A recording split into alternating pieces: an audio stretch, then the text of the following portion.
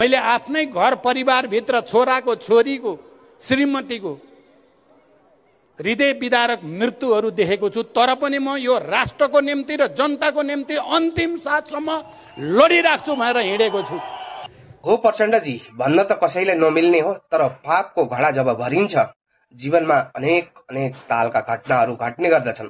हुन त तपाईले भन्नुभयो मेरा छोरा गुमाए, मैले मेरी छोरी गुमाए, मेरी श्रीमती गुमाए, तर पनि म देशको लागि लडिरहेको छु।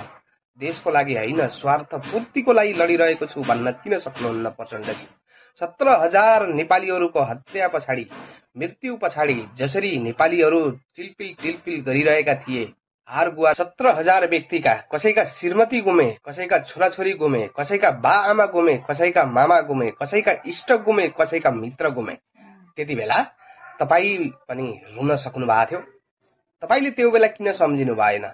र त्यसरी लिएको बलिदानले तपाईले जुन टाइपको हरकत देखाउनु भयो त्यसले तपाईलाई सरापेको हो र माफी भने दिएको होइन। भनिन्छ नि, नमर्दै स्वर्ग देख्न पाइँदैन, तर स्वर्ग भन्ने ठाउँ नै छैन, यही भोग्ने हो।